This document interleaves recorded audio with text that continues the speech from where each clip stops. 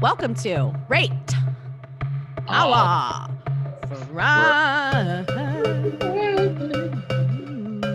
Hey, I'm Lauren Jones. I'm David Ray Martinez. Ooh, girl, listen to you singing. I can't. You know what I love? When all my female friends call me girl, that means you never get in there, David. Butt cheeks off the menu. Butt cheeks off the menu. Butt cheeks off the menu. No, you just have that sultry voice. I love. How are you doing, Dave? I am good. I'm not in my house again. Yeah, he's traveling all the time. I'm just chilling. My friend broke some toes. There's some broken toes. So I came over here. I was supposed to bring them Chinese food. And I did not because I was like, hey, you're not a good friend, everybody. Rate David on that shit. Not bringing Chinese food to broken-toed friends. But all the places are far away. Like I'm pulling up. I see one that I knew of out here in BK. And I pull up and it looks like they had a flood and they had a wetback machine. You never want to deal with food like that. So don't even bother. I'm good. And then the next closest place is 21 minutes and then 12 minutes away. And I was just like, I got to do this show. So I'm sorry. Priorities. Chinese food after the show. I appreciate that. Tell Broken Toes to hold on for just a little bit longer. Lindsay Rothfeld, you totally can talk. So our guest today is Lindsay Rothfeld, who is gorgeous, talented, works in a lot of startups, and you're going to hear a lot of fun stories about her today. Also, in my opinion, and very many others, is moonlights as an actress. I mean, I think she started as just taking classes and trying things, but like she's done too many things now. She's full on actress. And if you follow her Instagram, you will see her as a child also acting. Her parents did a really good job of archiving her life. The cutest is the button, little Lindsay, with the same hair and the same. She just would sing a lot more, but yeah, adorbs. Sorry, apologies. No apologies. But yeah, the corporate show went good. It was, I think we might end up getting hired to do something else. So it was fun. Yeah. So I feel like I was more myself this week than normal in the pandemic. So Lindsay, how are you? Am I supposed to sing? Yeah, you can sing when you enter. We tend to. So there's gonna be a singing. I'm good. I felt very tired before this though, so I'm drinking coffee. I did put a little whiskey in it. I'm drinking tequila because I just came from a work happy hour. Yeah, I'm feeling good. I actually went to a spin class today. Nice. Which was nice. In person or is it in person? Even though I bought an at-home bike. It's behind me. You can't really see. It's the most expensive thing I've ever purchased, and I thought that would like get me to do it. And I go on it, but there's something nice about being like in person and like he's staring at me, and I feel like the pressure to. Yeah, I hear that. I used to work out with Bonnie one-on-one over Zoom, my trainer, but yeah, when one person is focused on you, you can't not do it. Like I hear that. And I think it's just the community stuff too. It just makes. I agree.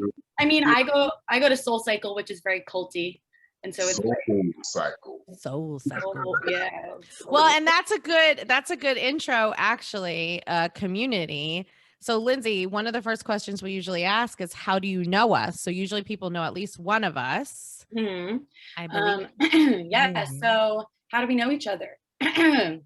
Well, 4 years. I don't know how many. I don't even know how long ago now. I don't know. It feels timeless. Yeah.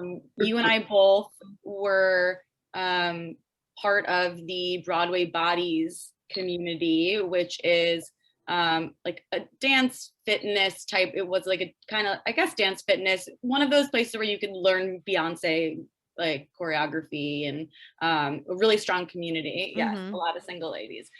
So we were both. I think you were new-ish to it, and I had been going for a year or so.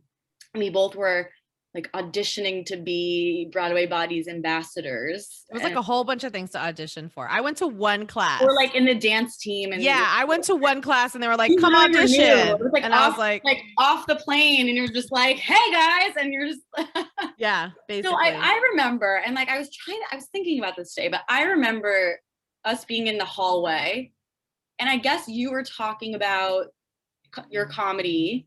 And I was like, I love oh my God, I love comedy. I've always wanted to do an improv class. I never have, etc. You also were talking about Austin, I think. I probably had just come back from Austin. And I did do sets in Austin a lot when I was traveling. I just jump on a mic and whatever. So it was probably something like that. Yeah. So that we talked. And then did you Facebook message me? I feel like I was going to I think what ended up going happening. to a show. I was going to a show. I was going to see North Coast, actually, David, at the Pit.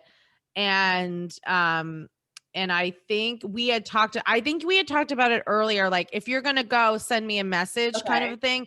And then I don't think we exchanged numbers, but at the time when I still had Facebook, we all were like still connected through the group. Yeah. And I think I posted either on the group or on the group and in the message, like, hey, yeah, you like DM'd me. Okay. Yeah. And I was like, yeah, I'm going. Was like, oh, that's cool. Like, I'd be down to go. And so I just like showed up and you and I sat at the bar at the Pit before like Andy got there. Right. And then Andy, who's my connection to you, David.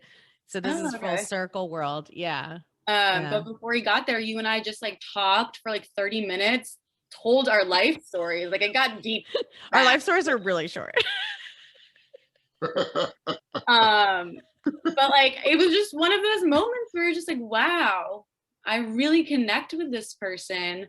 And I'm so glad you messaged me too. Like that. Yeah. I mean, I think we were talking about it, or I wouldn't have. You mentioned North Coast and I was like, oh, I would go to that. I feel like I always just say yes to things in general. Yes. And that's great. I should do improv. Yeah. Yeah. And then it was love at first sight. I think from that point on, Lindsay and I have been attached to the hip for real. I visited you in Atlanta. You stayed with me a few times. You stayed with me for like a week. I like moved in at one point. I was traveling for a month. Like, my suitcase stayed at your place, I think, at one point. Like, I was traveling for a month between Boston and New York and Atlanta. I was going like back and forth and back and forth. But like, I never went back to Atlanta. I think I was just going back and forth between Boston and New York. And I had like stayed with Lindsay and then I like left and I had a bag at Lindsay's. I had a bag at friends in Boston. I was like jumping on trains. We shared a bed for like a week. We shared a bed for a week. I snore. I keep Lindsay up. You do snore. You shouldn't be saying this on here though. Why? It's facts. All you have to do is push me and I stop. But there was one time I do stop. But it sounds like you're in pain. Right. There was one time my allergies were so bad, or we partied too hard and I lost my voice. Something was going on. I almost had no voice, remember? Yeah. Yeah. Lindsay and I have like so many. I mean, that's why I feel like we've known each other for so long. Oh, wait.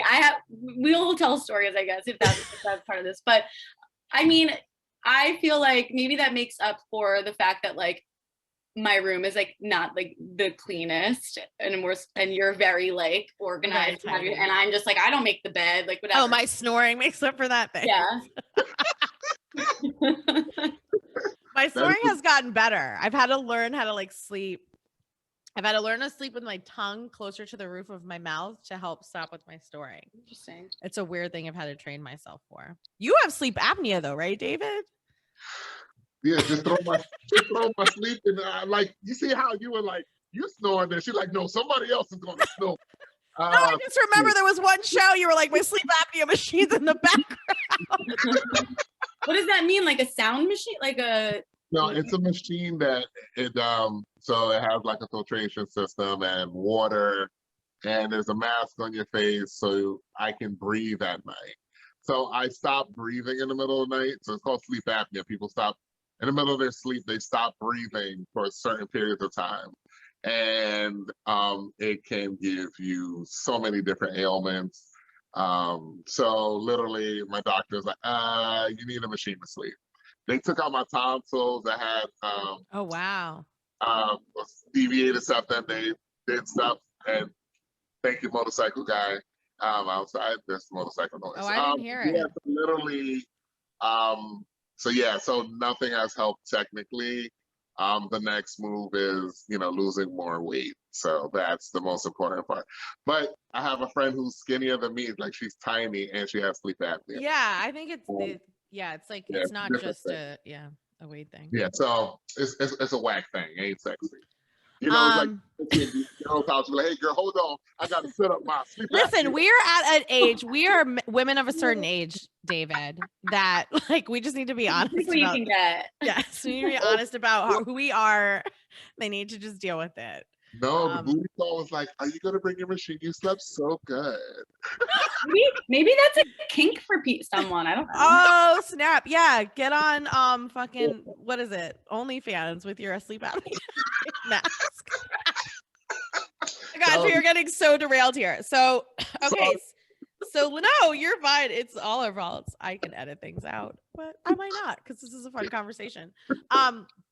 Okay, Lindsay. So we would like to know what it is. So one reason we invited Lindsay here today is like, we're trying to think of people with different career paths and, and then they have the daytime hustle. And like I said, she's an actress at night. So we want to hear her whole story before we actually go into the questions to rate her. I'm also going to put the disclosure that I'm probably going to rate her high. Like, it's just a fact. Yeah, I love her. Like, I love a lot of my friends, but Lindsay is way up there.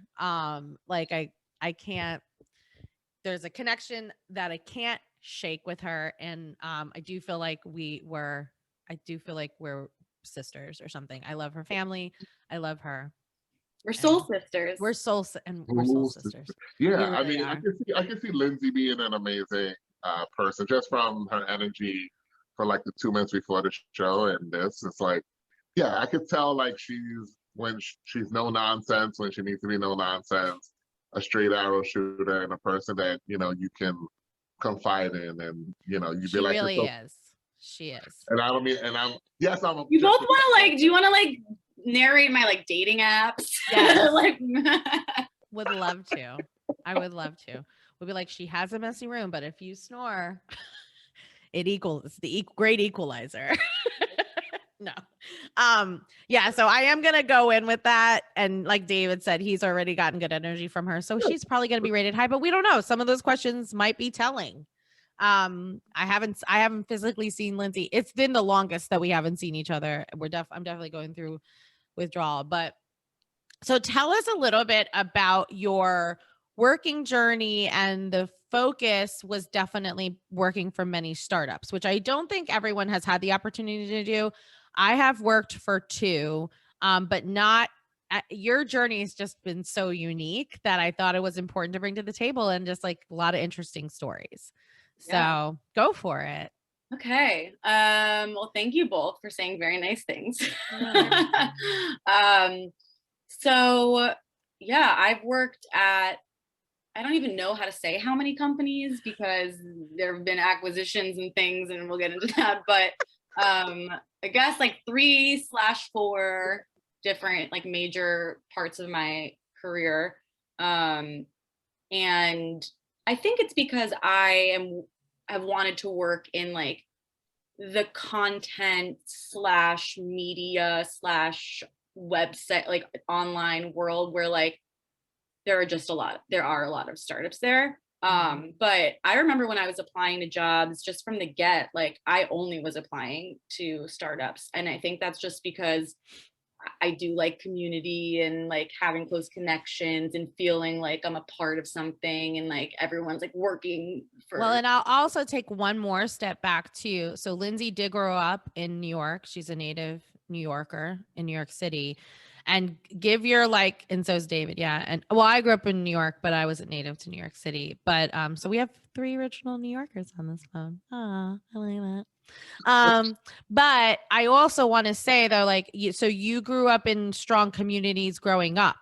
You went to summer camp, and I was a counselor, and then I went the summer after graduating college too. I went as a unit head. And I love. But even your schooling, right? Didn't you go to a school that was a lot of people knew each other from elementary to high school, right? Oh, I went from K to 12. Yeah. 12 at the same school. Literally a private school. And I was on like the newspaper. I liked being in clubs. I also was like involved in like another Jewish organization. And yeah, like I just like that tight knit feel. So startups made sense. Yeah, I think it was ingrained in you in a young age because you were always part of like a community. I think that's always been important. Even now, I don't want to work at like a thousands of people. Like I just don't want that even now. But so I started off working in like content marketing, branded content, which was cool. I basically like pitched and wrote articles or made videos for brand, like on behalf of brands, which was very cool. And I had a lot of like really cool experiences through that of just thinking out of the box. And like I had to write about things that I knew nothing about. Like, for example, one of our clients was iZombie, like the TV show. Oh, okay. Yeah. And I pitched and wrote like an article about like why we're obsessed with zombies. And I like interviewed zombie scholars, which like is a thing. What? And, like that was one of the coolest. Like that's a job. Yeah, there are books about it. I'm quoted in a book about zombies. I'm also from that article, and like I'm quoted in a bunch of different things. Like I had to write a lot of like organizational hacks and like stuff about meditation, things that like I just didn't know anything about, but like that was part of the job of like researching things, writing, whatever. So it was really cool. I joined. So this was Mashable. I joined when there were maybe like 40 people. Wow. We were like 40 people, I don't know, but we were in an office that was like nice, but definitely like startup beat. Like it was nice, but not that nice. And we then moved to another office once we hit like the 100 mark. And that was like 2 stories, glass, everything. Like, and I think like, from that point on, things like changed. I think that's just what happens. Like people were more spread out and like you go days without seeing certain people. Whereas before, like in the space that we had, we all just were like working close to each other. And that kind of thing does matter. Like the spacing of things matters, of, like with how you interact with especially people. When people get on floors higher than you, when they used to sit next to you, that kind of stuff. Yeah. So just to change people. Yeah, so I was there for like a year and a half, and I don't know, like the energy there just like was changing by the time that I decided to leave. It felt like people were a little bit disconnected, and I think that we did get some investment while I was there. It's very hard to remember. We weren't sold, but someone invested us, and I remember there being a lot of like talk about what video was the thing, right? Like at that, it was like video, which is why we post on YouTube. Everyone should watch this. Yeah, but like at that point in time, editorial teams across like the media industry were just like being laid off if they weren't capable of making videos, because it was like the pivot to video. That was like the thing, because it was like Facebook is going to help videos in feed and they're going to push them forward. It turned out years later, I think it came to light that like that wasn't really the case, the whole thing. But whatever, I decided to leave. I also felt like I wasn't really like helping people or making any impact. Like I'm like, I don't need to like sell Samsung's phones. Like at the end of the day, like I was writing like advertorials. So wanted to get out of that. Then I went to a startup that was maybe like 25 people. And that company was another like content startup, but we managed teams of college students and they wrote content and then we housed that content like on our site. Okay. My job was to like manage teams of college students across the US and like edit their content, barely edit though. More so is like we're just trying to like get more writers and like get more page views. And like at the beginning, because I joined so early on, they were only at like I don't know, like 50 schools. So my first job was to like launch these communities. And I'm, you know, I think, Lauren, that I'm like a good stock. Like I can find, if you give me like the first name and like one detail, like I will find them. So it was actually fun for me. I had to like LinkedIn stock and just like find DM people to like start these. David, do you have some thoughts on that? And how good of a stalker she is? You know what? I just saw it in his face, Lindsay. Sorry. It's such a good skill, especially for a woman dating. You have to. Oh yeah. I give people my full name and they go, "You give me your full name? What's that?" I'm like, "So if you need to stalk me," yeah, just like see it, whatever. But like there are apps where only your first name, it's just your first name, but I still can find them very easily. Lindsay is who you call. Like this is where she has a skill set. I don't think I'm too bad for like my age range for this, but Lindsay is like another generation. We're like, okay, we're really going off the path right now, but just like quick anecdote is it's that important. I over the summer went to a coffee shop with my friend, and she was very flirtatious with the like the barista person behind the whatever, the cashier. And he was this Australian guy, whatever. They exchange numbers and then we leave, and she thinks that she gave him her number, and she's like, I think I gave him the wrong number. Like, I'm convinced that I gave him the wrong number. So I was like, okay, I'm gonna find him. We knew his first name and like the place that we were at. He doesn't have a LinkedIn. He doesn't, like, it's not that I like looked up his name and like the establishment, like, no, but I like went on the Instagram of the place. I looked at the people that like were tagged. Then I went to their profile. I looked at like pictures that they were tagged in or posted, and I eventually found him. I was like, wow, what was the time frame from leaving the place till 10 then? minutes. 10 minutes? Yeah. Lindsay needs to start a business. I thought about that. There's your new start. Like what did you do last night? Or like that's the new startup. Yeah. Okay. So I was at the startup, and so I was there like the very beginning. We were growing and growing and growing. And let me also tell you that we were all like 24. Like every single person is like a young. Everyone was. Also, like everyone's like smashing. Like I feel like they only wanted to hire attractive people because like that was like the leadership. And it was so fun. Like we all just were like hanging out all the time and drinking in the office. We work, so it was like alcohol was literally there on tap. And it was also very much like a mission driven startup where like we thought we were going to change the world type of thing. Like I was like bleeding the company. Like I was all in. So we would work really hard and then just like spend all of our time together and like live out of like one of the shows that, you know, you would watch about startups.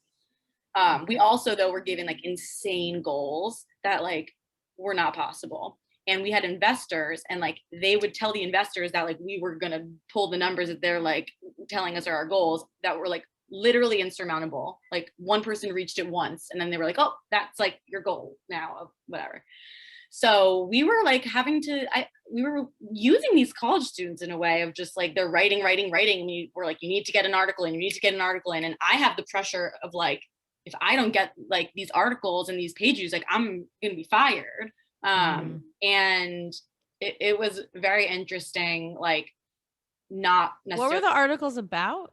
Anything. They could write about anything. So it's like a lot of thought pieces. I mean, you've probably seen these articles like on social media. It's like I'm from the South, but like I'm not racist. Like articles like that. And then ones that are like very problematic, but we were like, we're a platform. So we allow different like points of view. So I will say that like when Trump was elected the first time, I had been seeing so many articles from these college students like pro-Trump that I was not so shocked because like I was reading like from across the US, like what these young people were writing about. But we were growing and growing and growing. And then we got $25 million investment. It was like champagne. We're like at a hotel, like popping bottles, like, oh my God. At this point, we had like, I don't know, 100 people that worked there. And everyone was young, even like the managers and the higher ups. And like people were not promoted, they were like given gift cards. It was very odd. Like instead of like a bonus, someone was given like concert tickets. Someone was literally given concert tickets like as a thank you. I didn't receive one of those, and I was like upset, but it was better off. But in hindsight, that's so cheap. Yes. It was just crazy. Some of the stuff was just so crazy. And so we got the funding, and they just spent it so poorly. Like I don't understand like how these decisions were made, because like we had like a board or we had investors, but I think that the investors were being lied to about like where we were at. So they just used that money to just hire more people, but the people weren't bringing the numbers that they like needed to bring. So they shouldn't have been investing that way. And I was someone who was working really hard, but I think that at that company, I really established myself first as like a fun person, not as much like a person which you can do at a startup, right? Like the two jobs you can do that at is like a startup, and I feel like that like a podcast. Right. I was just like fun and like whatever, but I didn't establish, I had no boundaries. Like everyone knew about every date I went on. Like, and I think that even though I was doing a good job and like I was a good like employee, I wasn't in the room where decisions were being made. Other people were. And as time went on, I started getting very like upset about that, because I felt like I should be valued more. But I was so like enamored by like the mission of this company and like the whole experience. So a few months after we had gotten the $25 million, we had just moved into our own office. So we had been like, we worked. We kept outgrowing the WeWork space. We had a whole floor at one of them. And we finally get this beautiful office like in NoHo, must be like $100,000 a month rent.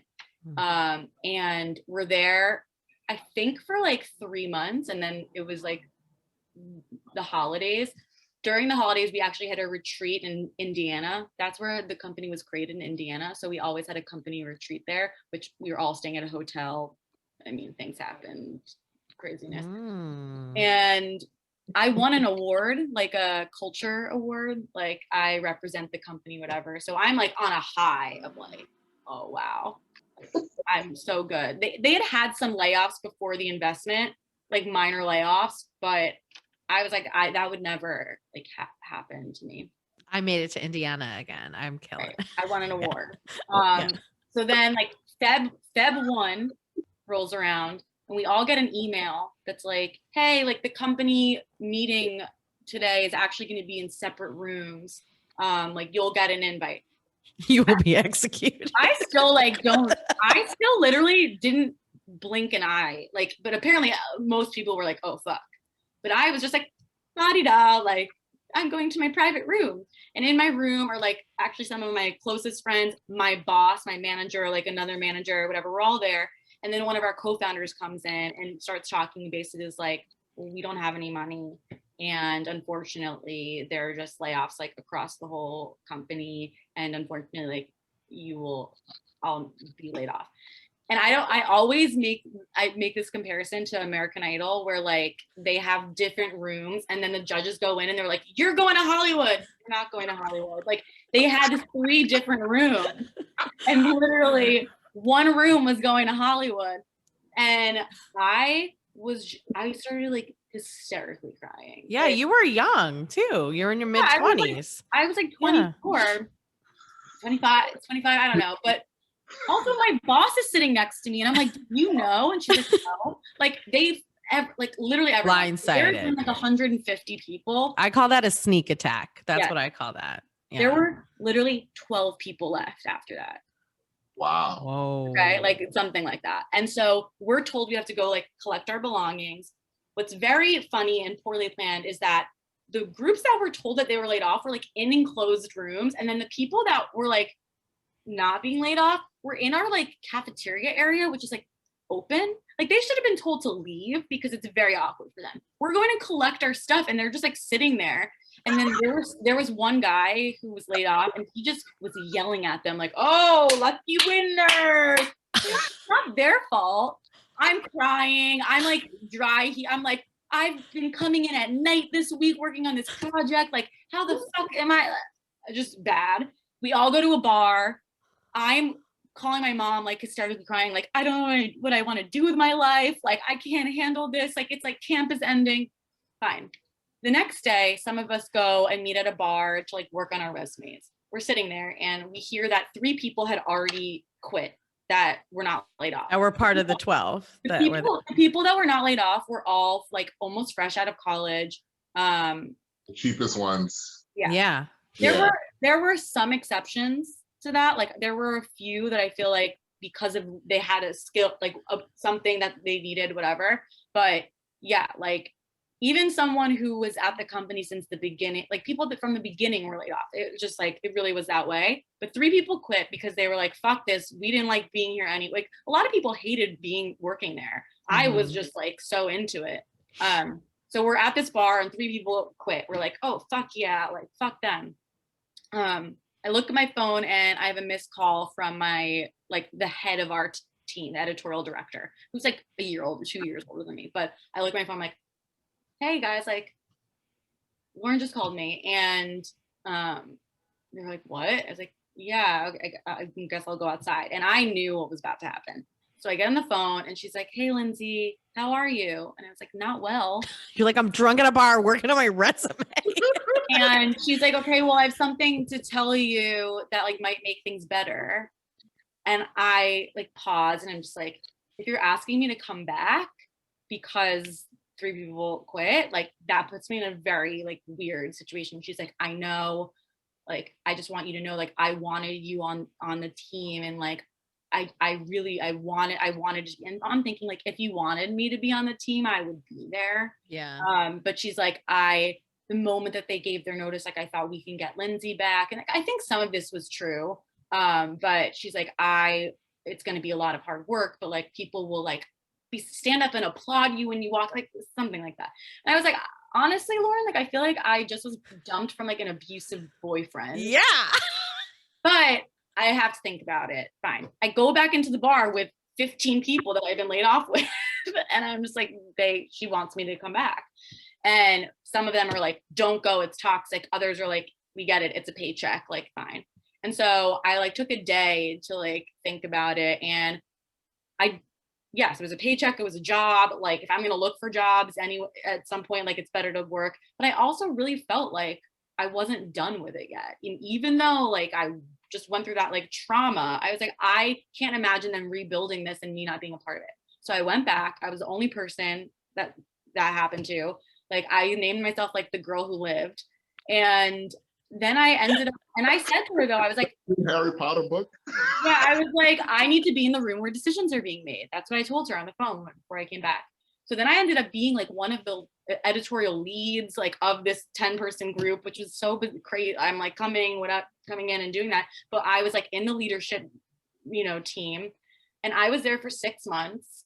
And some of it was good. Most of it was like not great. Like it was just like a weird environment. We were in this office built for like 200 people and there were like 10 of us. Yeah, like, that's gotta feel weird. And we went normally one of us asks the question of like, is there something that you've worked in that could be like very interesting as a sketch or a movie? And you like, without us even asking that question, have fully written a movie.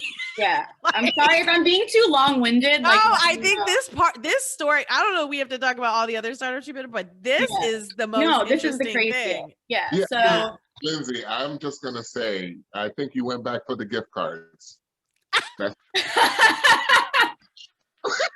I wanted my concert ticket. Like, I wanted that. What is the sad part about it is like, they bought it like the city rewards card because they use one credit card to do everything. And they're just like, we're going to give out gift cards because it's free.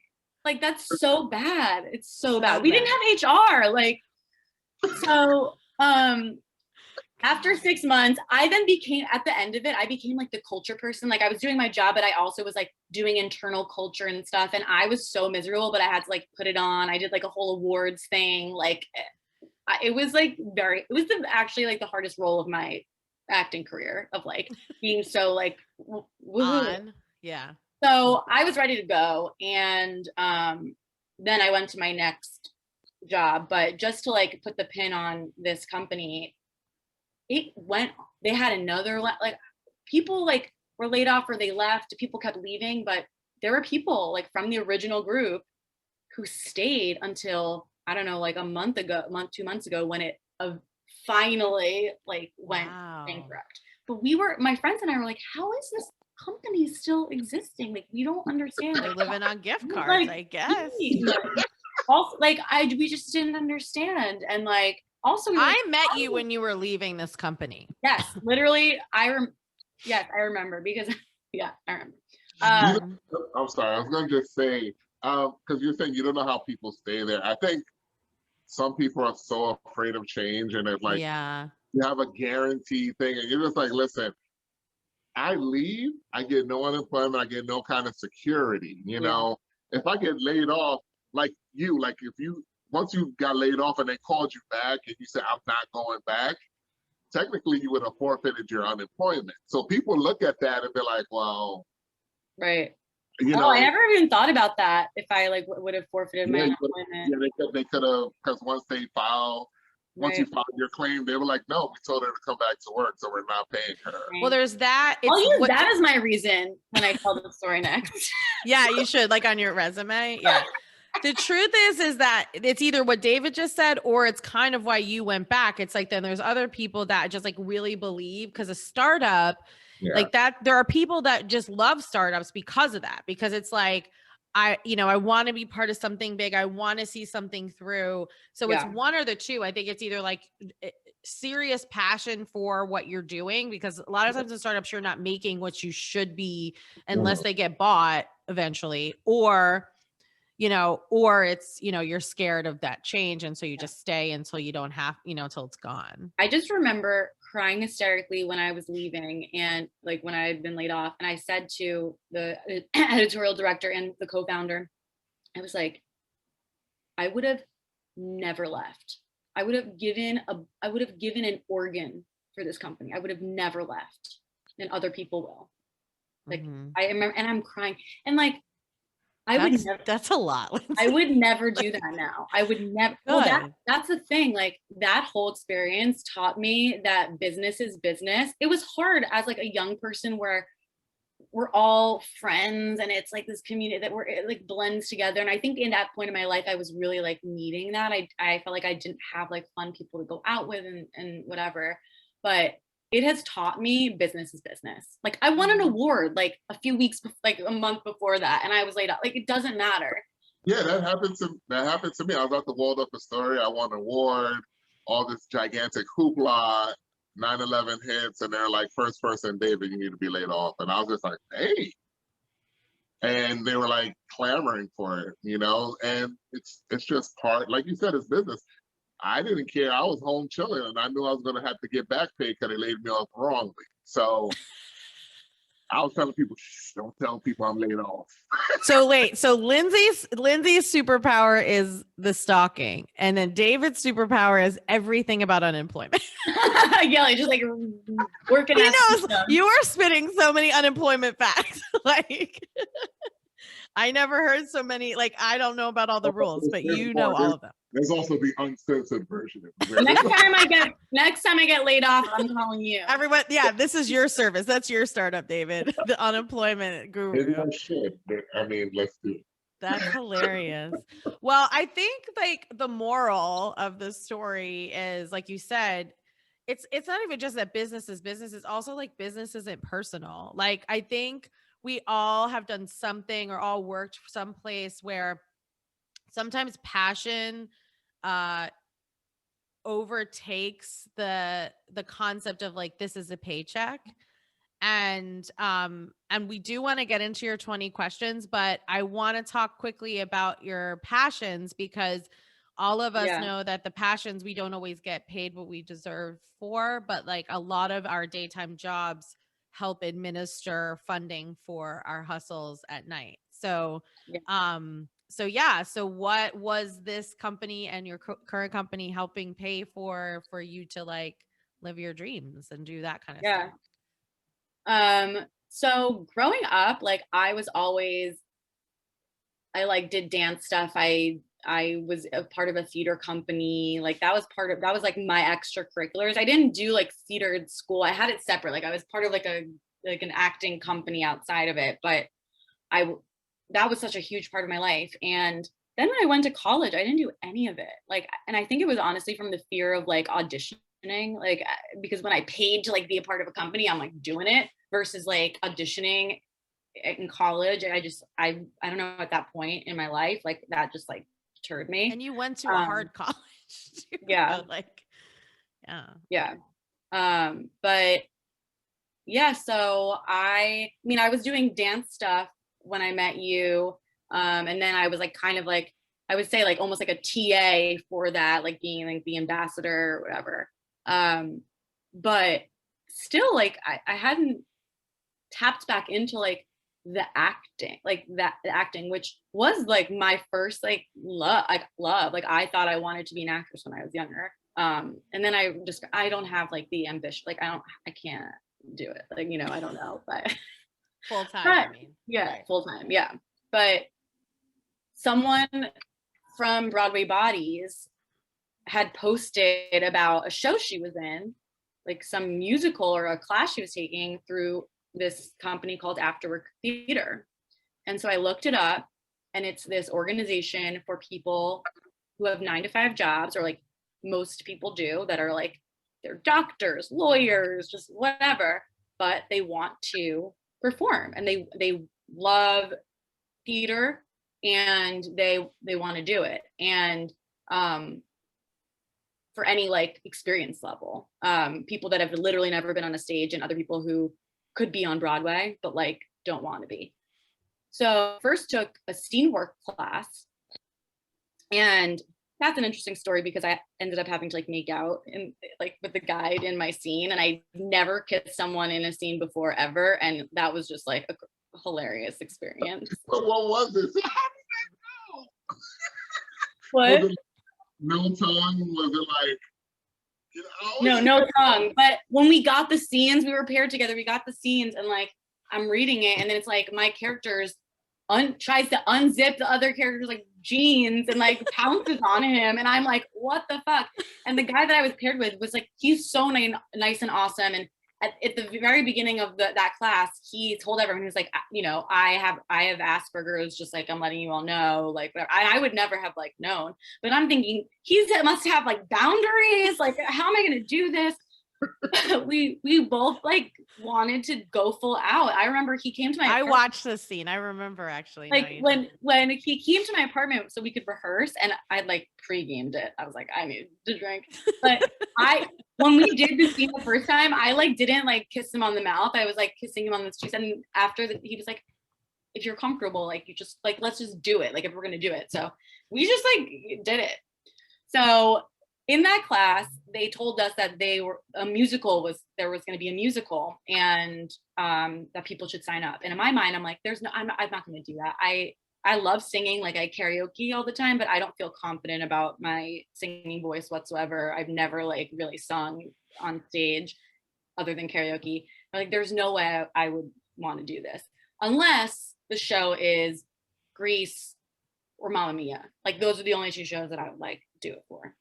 It ended up being Mamma Mia. And so I was like, I have to be in this. I actually like was on the wait list. I didn't like get in, and I was like, I didn't know that. And then I went to like an event where they said they were going to raffle off people to be in the cast, and I got it through the raffle. Yeah. So thank God.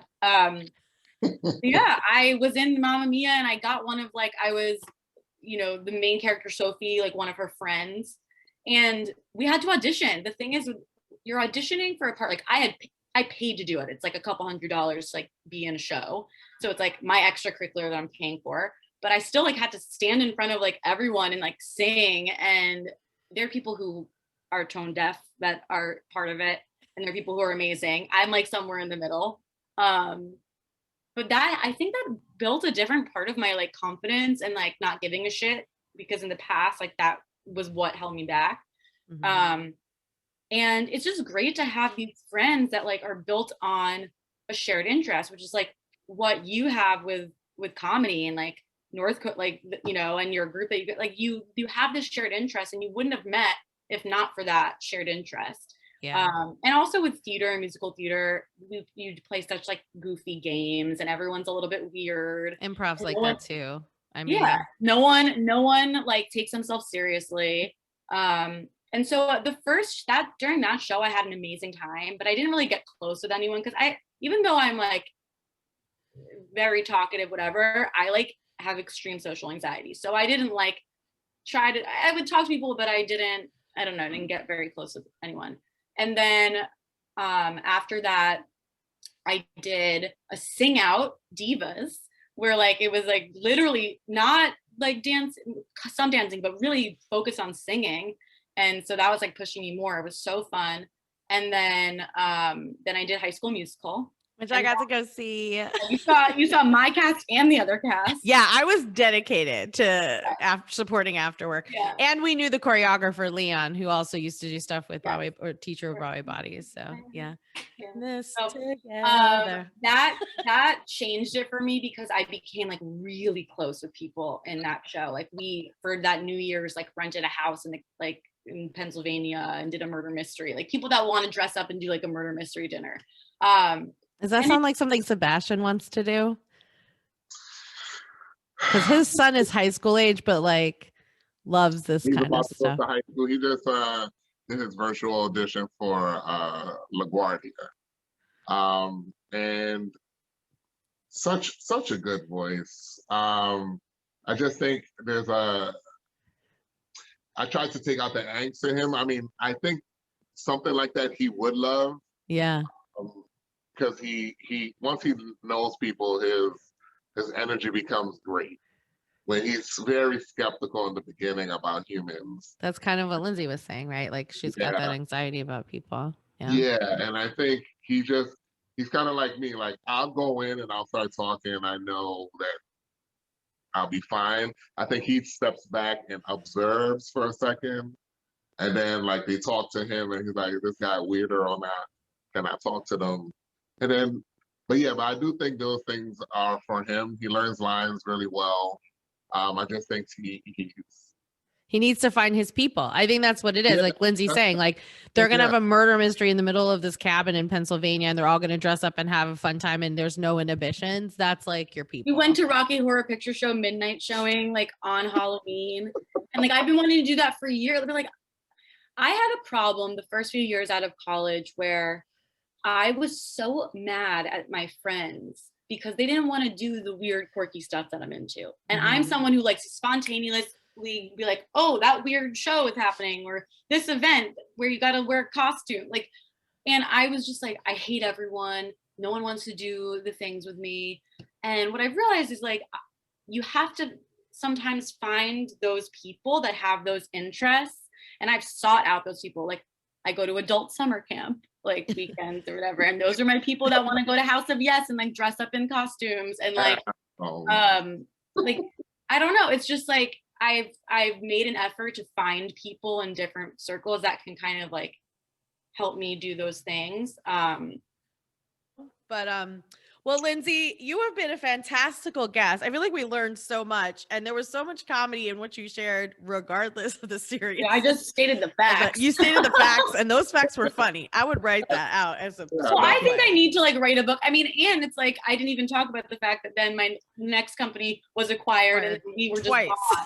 Right. Yeah. So you got a lot going on. Through all the things. Yeah. May I say, Lindsay? I mean that. I'm teaching a class like what's your funny, right? And that's what it is. I tell people it's so easy to write things that people may think are funny because 85% of it is already written. like it's real life. And then the 15% either is made up, a little twist, or it might be 100% true. Like your stuff is, I definitely could see that movie, you know, like I would love to watch that. Yeah. Yep. Yeah, y'all I want to believe that every joke a comedian says is true. Every You should believe that, but it's not true. I would say there is like I think 85% is a good percentage of like there is like a truth to that. Yeah. But now we're at the part of the show where we get to rate you. Yeah, well, I've just been like talking so much to be like, oh, you don't have to rate me. Yes. So here's the story. I'm like, my nose is itchy. I don't have COVID. Okay. And I say that and I'm in my apartment by myself as if everyone's worried about me, like you guys getting it. That would be next level. COVID, that would be next level. I would full on be a witch. Yeah. Was that COVID Wi-Fi? Yeah. Like, no. Okay. So we have levels. Lower level is like well at the bar. Lower level, like the house at Ramona's house in New York, like poor Luann had to stay in the lower level. Then the fish room. Mid grade is bomb ass. You're somewhere in the middle. We have fun with you. Top, we've had a couple of tops, but the top like Can I just ask her one question? Yeah. I feel, I'm sorry. If you were coming to my party, I know you don't really know me, but what would you bring me? If you were coming to my house, like, what would you bring me? It doesn't have to just be food related. I mean, I always go for booze over food, but if it's not that, I have to say though that like I like to give things that are very like specific to the person, right? What would I bring you? Something very like quirky and weird, like a weird like coffee table book maybe that would like entertain the crowd. That's like, a good answer. Like would you rather? He like loves you. I do love you right now. I do. You don't have to talk no more, Nancy. That's crazy. Okay. Yes, that was. I have food in my teeth. Do you tell me? Yes, 100%. I don't have to know you well. Somebody is talking about me at a party. I've asked this question a few times or at a gathering. These people don't have to be your friends. The answer is typically given like, I don't hang out with people like that. There's always people like this. So I'm tired of that being an answer. So that better not be your answer. So I'm at a place with you. We're at a gathering. I step out for whatever. People start talking shit, whether they're close to me or not. Do you defend me when I'm not there? And if you don't, what do you do? I mean, it's hard. It's like I could say these things, but like, I don't know, actions speak louder than words. So I guess you should leave the room and then like, David, you can start speaking shit and we see what happens. I think I would, yeah. But I think what it was important, like if the people there are people that I also like am friends with and care about too, then it's like, yes, I am like, hey, like she X, Y, or Z, but also not like still trying to like maintain that dynamic with those people as well. Like I feel like it's a line you have to, I don't know, be careful about. But okay, yeah, I think so. What's your favorite snack? Snack. A lot of things, but recently Cheez-Its and like the toast, like the extra toasted, and I did not buy them, my roommate did, and then I was like drunk like going and eating them, and I would eat them in my bed, and I ate half of the box, and so then I ordered on Amazon for her, like I like and I told her the next day, I was like, I ate like your whole like Cheez-Its box, but there are 2 on the way. I don't care. My mom loves those, like the burnt ones. They're kind of like burnt-ish. Yeah, so good. Like I will just like eat them in bed. I can say for a fact that if you are snoring, she will push you over so you don't snore anymore, which is, I think, a very good friend. You told me I could. I know. I'm saying I think it's a good friend thing. Like you just like, I'm like, listen, I know I'm going to snore tonight. I'm exhausted. Push me and I'll stop. And she'll. I felt very uncomfortable doing that though. But you did it. Oh, mean doing that, yeah. But she still did it. Yeah.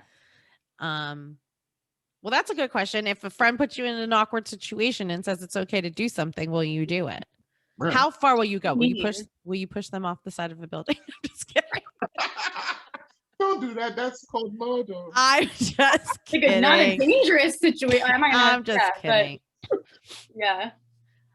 I think Lindsay puts herself in vulnerable situations. Yeah, I don't know. I don't know what that scenario like is. But I feel like you would. Like if I, if you were in the middle of anything and somebody I that was suspend disbelief of what's going on and just will do it. Right. I guess. Right. I think that's fair. Uh-huh. What's your favorite movie, Lindsay? What? What's your favorite movie? Okay. My answer is always Back to the Future, but I like so many things. But I like really anything with time travel and like the 80s. So Back to the Future. Nice. If you had to pick one song to listen to for the rest of your life, what would it be? You're All I Need to Get By. Yeah. The Method Man version. No. Method Man version. No, I think I want to walk down the aisle to that song. Aw, that's cute. What's yours, Lauren? Oh, mine's really easy. Ain't nobody loves me better. Makes me I thought it was like not Salt and Pepper. Makes me feel. No, that's my karaoke song though. What a Man is my karaoke song. What's your number one karaoke song, Linz? Okay, but it really just like depends on the crowd and the mood and everything. Pleaser here, crowd pleaser. I mean, I think I love doing Believe, Cher. I always do that one. But I also love doing Moulin Rouge. Yeah. With Lady Marmalade because I also love doing Weezer. The rap part. I like doing Weezer. I like doing Say It Ain't So, or I go Salt and Pepper. What about you, David? I don't even know what yours is. Well, my favorites, I do Barry White. Oh, I can hear that. Yeah, you sound like Barry. Oh yeah. So I do Barry White and with Arms Wide Open. Don't judge me by Creed. Oh my God. By Creed? Arms wide open. I do judge that. Do you sing it like that? Do you sing it like well, I just heard the news today. This is the weirdest thing I've ever seen. I think my life is gonna change. This is so weird. The biggest black man singing this weird Creed song. This reminds me of a present you gave me, like the microphone. I haven't used it though, but I have it. And I feel like that was such an amazing present and I want to use it, but I was like, I don't know how this works. What am I going to use this for? Well, I thought you were going to use it because you were doing a karaoke birthday party, but then you got it after the party, I think. Right. I'm a pretty good gift giver. Lindsay's a good gift giver too. We surprise each other a lot. Yeah. Okay. What is a lie that you have told? And a lot of people, and this could be a lie like you told as a young person. Actually, they're kind of funnier when they're younger people lies.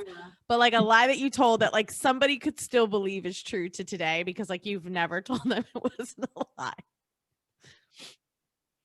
And I can give you an example. Brandon's lie was that his uncle was friends with George Lucas and like he never went back on that. Like didn't tell these kids later in life. Yeah. Not that they maybe believed him, but maybe they did because he was really young when he said it. I'm lame. I can't think of one. You're just not a liar. I don't know. That's a good friendship trait. Okay. No, I think I like lie in the sense of like if someone like if I have plans to talk to someone on the phone and I don't want to, I'll be like, I don't feel well. And that's not true. Okay. Like a lie like that. But not like one that would persist as like they would still believe it. I don't know. I feel like I'm pretty much like a wear everything out on my sleeve, all the things. Okay. Yeah. I'm not a good liar. You can tell immediately on my face. But I think I am a good liar actually, but I just don't do it. Well, everyone note that who's her friend. Like when I watch Big Brother and Survivor, I'm like, I think I could do like, but I think it's sort of like the acting. That's actually a good question too. Like you are you have a vice for these reality shows, but in particular Big Brother and Survivor. I have not met somebody who loves Survivor as much as Lindsay and her brother. I have a buff. Should I bring out my buff? Yes. This is still, she like cares this much about this show. I forgot it was still a show. I've never watched. Oh yeah.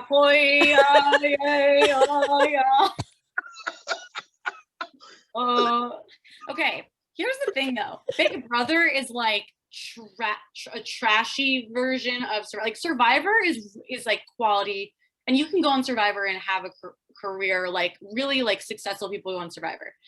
If you go on Big Brother, not so much the case because you're watched 24/7, and also I just feel like with casting they pick worse people. But the thought of just putting people in a house and they have nothing else to do and they have no access to anything and they just have to be who they are, and then they have to like make alliances and backstab, like I just love that. Like it's a psychological experiment. Like I just find that to be so interesting. And then Survivor's that with athleticism. Yeah. Right. I mean, the athleticism is cool, but like sometimes I fast forward the competition parts. It depends. So you just like the mental I like stuff. I like the strategy, and when there are people who just lie and they get away with it. Other people who think like 8 steps ahead about what they should do. I like that a lot. Have you ever applied for it then? I could not apply for Survivor. I would not survive. Because, no, honestly, like the food, I can't go that hungry. They're like the way that they talk about their hunger. Oh my God. No, I mean like Big Brother. Would you do? Okay, so like my brother and I have talked. My brother is as equal of a fan, like these things. I think Zach could get on those shows, like 100%. He would be very good at Big Brother too. But our mom was like, you can't go on that. Like I mean, in theory, I'm like, oh, I'd want to be on Big Brother, but like, no, people are watching you 24/7, and then like you then become someone who like there are trolls talking about the way you look and all that. And I don't think I could handle that. At least you know yourself. So Lindsay knows herself. You know, all right. So I feel like we've asked a lot of deep questions. I feel like we're ready to rate you. So, David, are you ready to calibrate your ratings?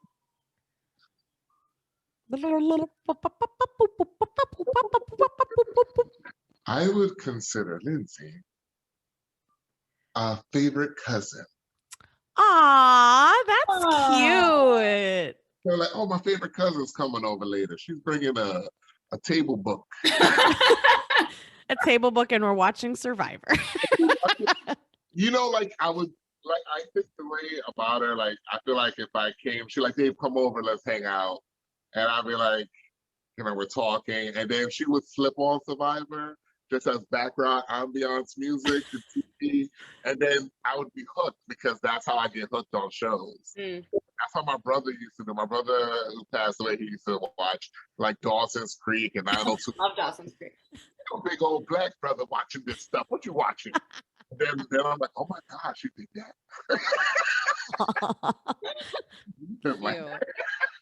So she's my favorite cousin. That's a good one.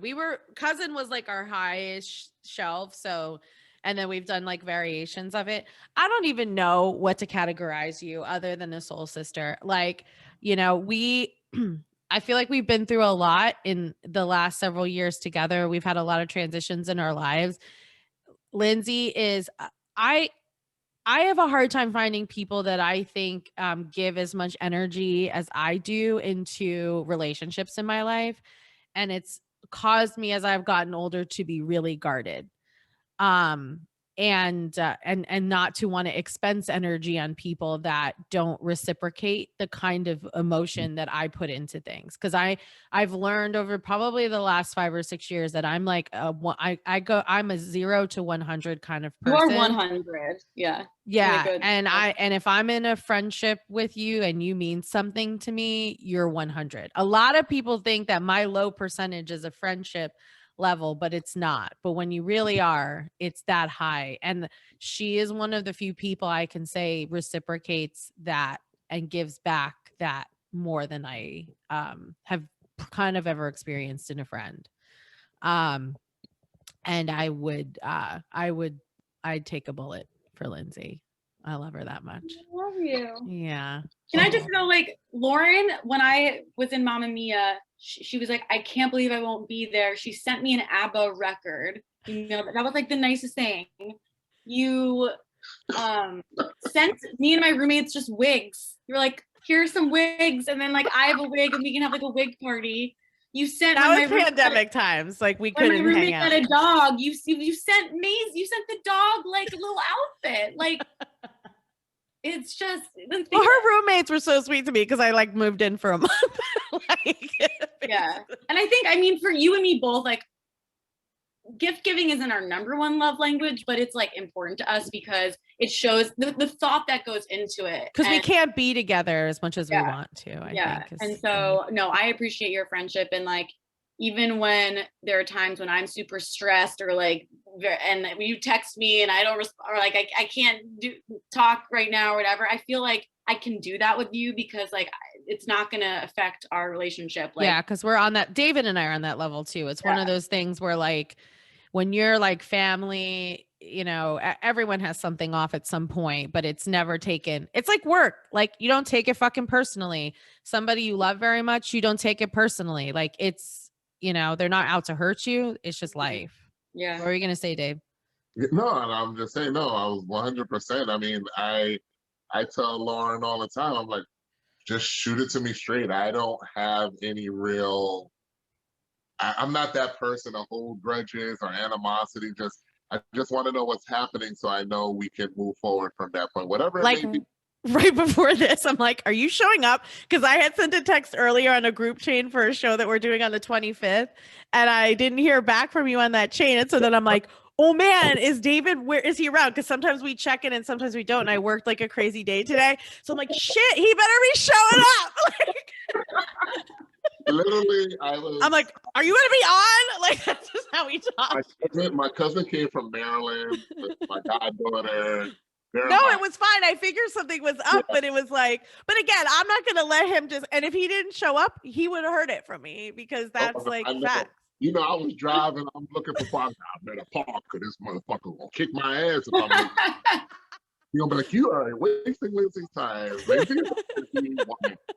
But that's love, right? That's like love when you can be that straight a shooter with anybody. Yeah, no, but that's what I love. And I know where I stand with people. I hate people who are like, oh, no, it's fine. And then later on, they tell you 6 months later that this bothered me. And I was like, well, how can I? You can't learn from it and be better if you don't give me the opportunity. Exactly. Yeah. So, you know, I appreciate you, Lindsay. You're a dope person. I would love to meet you soon. Yes. Yeah, well, maybe you guys can, you guys go to a comedy show. Yeah, because things will open up soon. No, go to your comedy show. Lindsay, if we go to a comedy show, what's going to happen? Either I'm going to perform or I'm going to be sitting next to you, and every comedian is going to turn their head and start directing every joke. And this has happened every single time I go to a show. I think the only time it had happened to me, I was on a Big J Okerson had a show on CISO for a while, and he didn't direct anything to me. He was like, after the show, he's like, you have a great laugh. And I hate when people direct all their jokes to that one person because eventually it looks really bad on camera. And also, sometimes it shuts that person down. Like they become very reserved. And then they don't laugh at your shit anymore. Yeah. I'm that laugher, like slapping their leg. You know, I'm the worst. So they don't happen. Well, Lindsay, you were rated hella high. And this was a really fun episode. I feel like I learned a lot on this episode. In particular, I did want to tell the story or have you tell the story about your phone. Okay, we'll end on this. Yeah, you tell it. This is a good story. This is also another good true testament of a friendship. So Lindsay and I both, this was one of the trips towards the end of last year. I was traveling every month, multiple places. I was in and out of bags and suitcases. It was a lot. And then we both decided, I ended up changing my flight to Boston close to when Lindsay was flying out to Florida for work. Uber to the airport. And it was early, right? I need to be there like 2 hours before my flight. But I'm saying, but it was earlier in the day too. Like we were both we probably were out late the night before, up late the night before too, but like packed and ready to go and like trying to get in like mental mode for the next place we were going. And I had my phone in my hand. And then I remember having to hand it to Lindsay to show her something. But then after that, I didn't remember where my phone was. But like I was 99% sure I still had it in my hand at one point. We flew 2 different airlines. So we're at 2 different gates. So I got off at Delta and I'm like walking in, get my bag outside, getting ready to try to, okay, now I need my phone and my ID because I've got to go check. Your ID is in your phone. My ID, yeah, is always slipped in the back of my phone. I can't find my phone.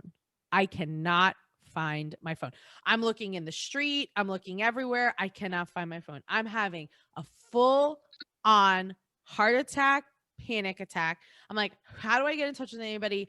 What do I do? La, la, la, la, la. I'm like dumping shit everywhere. I'm like not asking for help like a normal human being. I'm just freaking out. Finally, I pull my iPad out and I'm like, maybe Lindsay has it. Yeah, you blame me. So I was like, do you have my phone still? Thank God too, though, that you were able to like text through your iPad. Like, thank God. Yeah, thank God I had that on. Yeah. And I also had Find a Phone on, which I never used before. So poor Lindsay is like already on the other side of LaGuardia. She comes all the way over to where I was. And I was thinking it was actually still in the car. That was my biggest thing. And I'm trying to like, I think you called the Uber, but like, yeah, I was downloading the Uber app on the name and like, yeah, it was a whole thing. Cause I think I got the Uber. So I downloaded the Uber app onto anyway, it was just like, I was a mess. This is like a good example of, frantic. I don't let a lot of people see me like this, but I was in a moment and I'm like, if anyone's going to see me at my worst, it's going to be Lindsay and it's going to be okay. And I'm also going to blame her in the process. Like maybe she does have my phone still, like an asshole. But I was just like thinking of what were the scenarios. Cause I do remember showing you something on my phone, but then after that, it was like, I gave it back to you. So yeah, she's like, Lauren, but she still came over and was like nice as can be. She's like, we're going to Find a Phone. This has happened to me before. We do Find a Phone. Which was difficult to like get onto that. We were your Apple ID, like whatever. Yeah, it was a whole. Thank God I knew my Apple ID. It was just the worst. Somebody. So I'm like, I look at my phone. It's here.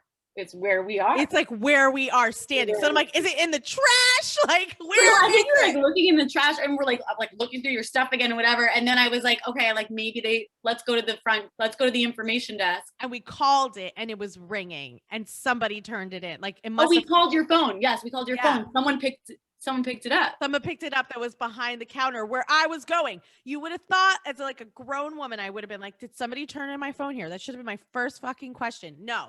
I have to have a whole episode drop a bag full of my shit out. I still don't know. I think maybe you had iced coffee or something and you put it on top of the trash, or like maybe I don't know, like because we don't know. Somebody found it though and turned it in. Yes, but that's nice that they did that.